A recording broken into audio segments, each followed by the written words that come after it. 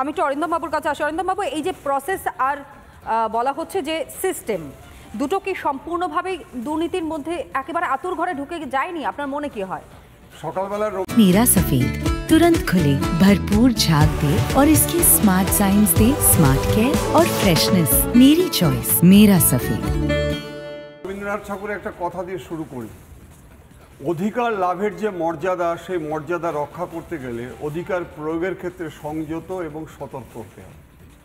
আমি officer in charge, আমাকে একটা এসপি একটা মেসেজ দিল, আমি যখন নাকি কোয়ারি হলো আমি বললাম আমি পাইনি, তাহলে আমি এখন কোয়ারি করব যে কোন জায়গাটা আটকে আছে, তাকে পানিশমেন্ট দেবো। মুখ্যমন্ত্রী সারাদিন সারা বছর প্রচণ্ড ব্যস্ত থাকে। আজকে যখন ক্রিস্টাল ক্লিয়ার, এই যে নামগুলো বলেন সুদীপ্ত রায় থেকে শুরু করে, এরা তো বাংলার রত্ন, এক সংখ্যক মানুষের বাংলার রত্ন। এই এস ফ্যাক্টরি তো স্বাস্থ্যটা পুরোটা চালাচ্ছে। দেখুন আজকে তাদের যে ক্ষত হয়েছে, সেটা আবার ক্ষতটা সারাবার জন্য আবার মলমও দেওয়া হচ্ছে। আমার প্রশ্ন হচ্ছে যে আজকে যারা নাকি মুখ্যমন্ত্রীকে সময় মতো দিল না, তাহলে তাদের পানিশমেন্টটা কোথায়? তো সেই পানিশমেন্টটা যদি দেয় তাহলে তো সাধারণ মানুষ খুশি হতো।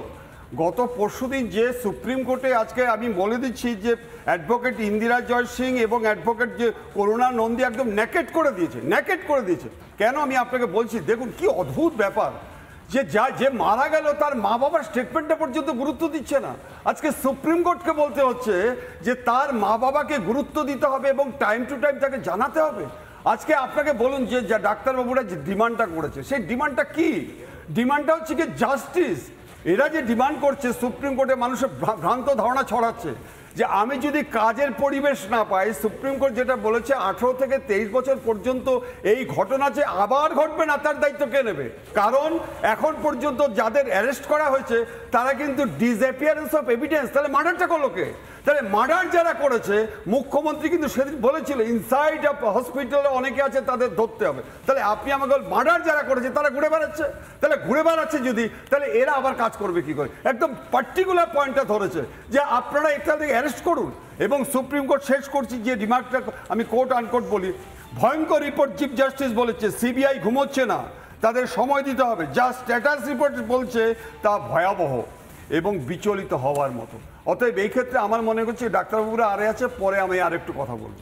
একদমই তাই, যেমনটা আপনি বললেন যে কোথায় কি সমস্যা হচ্ছে সেটাই কিন্তু এই মুহূর্তে সব থেকে বড় প্রশ্ন হয়ে দাঁড়াচ্ছে। আর এরই মধ্যে এই যে প্রাইস পোস্টিং এর কথা বলা হচ্ছে, আপনারা ইতিমধ্যেই হয়তো এই শব্দবন্ধর সঙ্গে পরিচিত হয়ে গিয়েছেন। কেন এই কথা বলছি?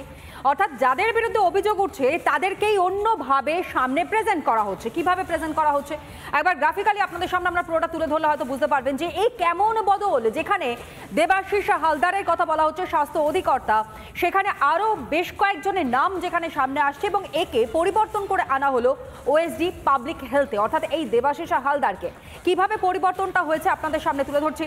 কৌস্তব নায়েক, যার পদত্যাগের দাবিও করা হয়েছে আন্দোলন মঞ্চ থেকে, সেই স্বাস্থ্য শিক্ষা অধিকর্তা কৌস্তব নায়েক, তাকে সরিয়ে অন্যত্র নিয়ে যাওয়া হলো। ওই যে প্রাইস পোস্টিং এর কথা আপনাদের সামনে তুলে ধরলাম, তাকে নিয়ে যাওয়া হলো অধিকর্তা হিসাবে স্বাস্থ্য পরিবার কল্যাণ ইনস্টিটিউটে।